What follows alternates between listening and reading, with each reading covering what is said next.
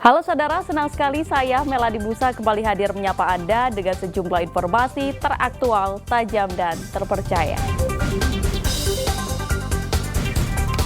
Selama 60 menit ke depan saya akan menemani Anda dengan sejumlah berita yang sudah disiapkan tim redaksi Liputan 6 SCTV Daerah Jawa Timur.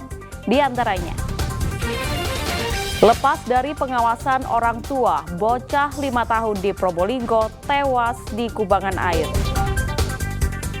Jasad wanita diduga korban pemerkosaan dan pembunuhan ditemukan di perkebunan tebu Kabupaten Ngawi. Menipisnya bahan makanan di hutan, kawanan kera rusak tanaman dan masuk permukiman di Ponorogo.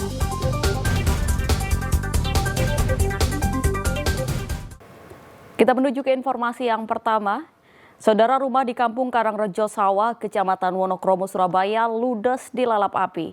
Kebakaran diduga dipicu kelalaian penghuni rumah yang lupa mematikan kompor usai menggoreng makanan. Api terus berkobar dan membakar rumah milik Hari Priyono di Kampung Karangrejo Sawah, Kecamatan Wonokromo, Surabaya, Selasa pagi. Kebakaran dipicu akibat pemilik rumah lupa mematikan kompor usai menggoreng makanan, sehingga api menyambar minyak di penggorengan. Api kemudian membesar dan membakar seluruh bangunan dan isi rumah.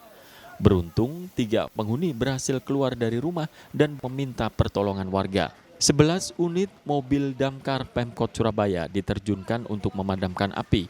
Petugas dapat menjinakkan api setelah 30 menit. Tapi nggak ada korban jiwa?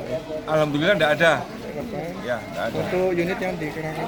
Yang dikerahkan 11 unit, termasuk rescue ya. Cuma memang lokasinya karena jalannya sempit, jadi yang bisa mendekati hanya 1-2 unit saja, yang unit-unit besar hanya supply menggunakan selang. Untuk penyebab sendiri? Penyebab karena masak, tadi goreng tahu, apinya kebesaran katanya. Akibat kebakaran ini kerugian materi ditaksir mencapai ratusan juta rupiah. Rahmat Hidayat melaporkan dari Surabaya. Saudara, diduga lepas dari pengawasan orang tuanya saat bermain, bocah laki-laki berusia 5 tahun di Kabupaten Probolinggo ditemukan tewas mengambang di kubangan air. Sebelumnya korban dinyatakan hilang dan dicari oleh keluarganya sejak Minggu sore.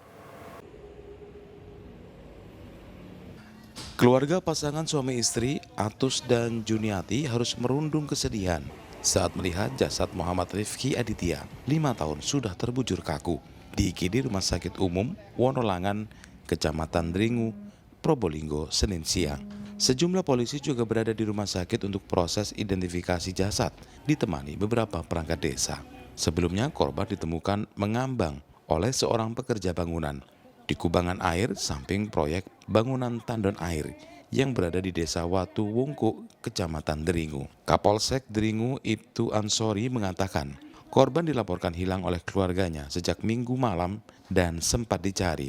Diduga musibah ini terjadi karena korban lepas dari pengawasan orang tuanya saat bermain. Sudah dalam kondisi terlentang ya, mengambang di air. Tapi sebelumnya itu posisi tenggelam atau memang ngambang, Pak? Ya, itu ngambang memang. Ngambang ya? Memang terlentang. Cuma enggak kelihatan ya, karena kan warnanya hijau gitu ya? Enggak, memang kelihatan. Memang kelihatan ya?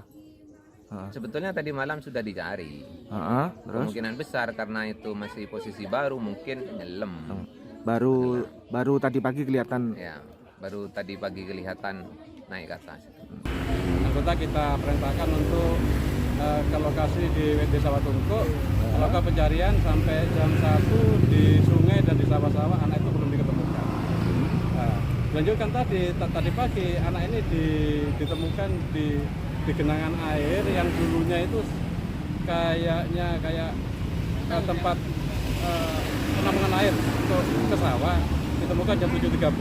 Selanjutnya kita menghubungi identifikasi dan membawa korban ke Rumah Sakit Wonolangan untuk kejelasan daripada sebab kronologis kematiannya. Keluarga menolak autopsi terhadap korban, sehingga jenazah Rifki langsung dipulangkan untuk dimakamkan.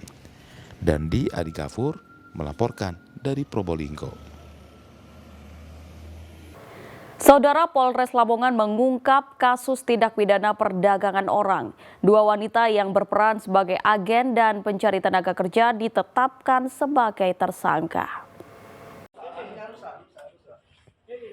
2 tersangka yang ditangkap polisi yakni perempuan berusia 50 tahun berinisial S warga Kecamatan Solokuro. Seorang perempuan berusia 48 tahun berinisial I warga Kabupaten Badung, Bali.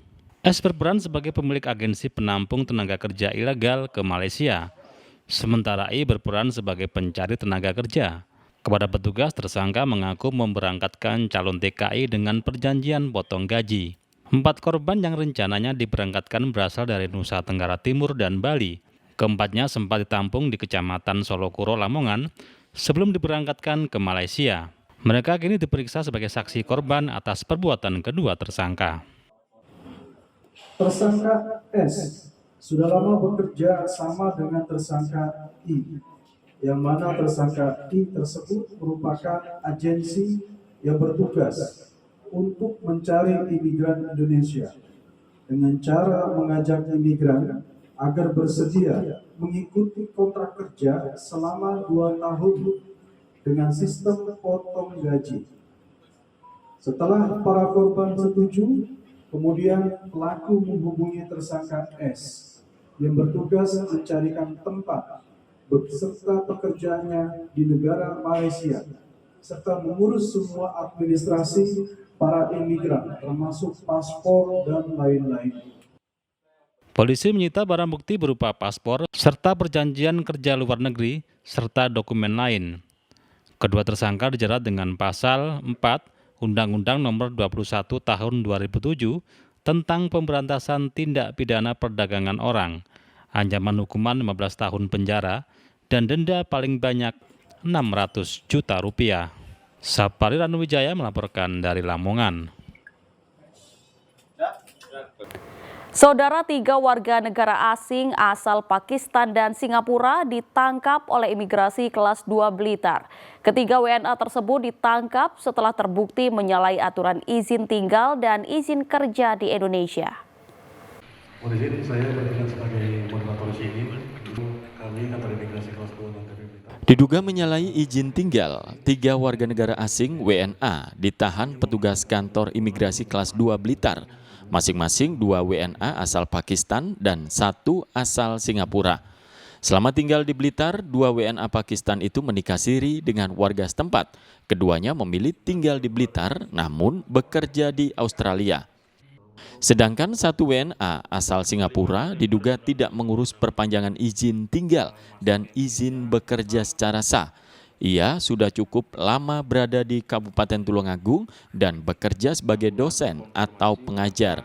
Karena salah satu dari 2 warga negara Pakistan ini telah menikah secara siri dengan warga Blitar.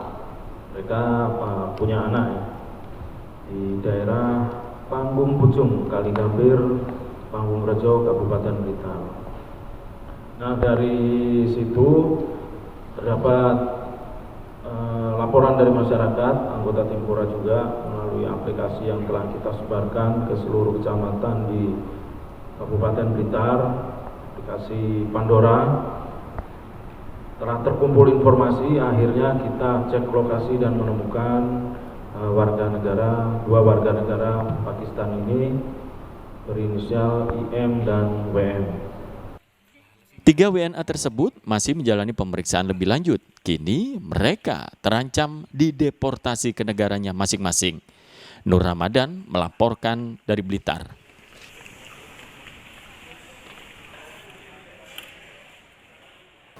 Jasad wanita diduga korban pemerkosaan dan pembunuhan ditemukan di perkebunan tebu Kabupaten Ngawi.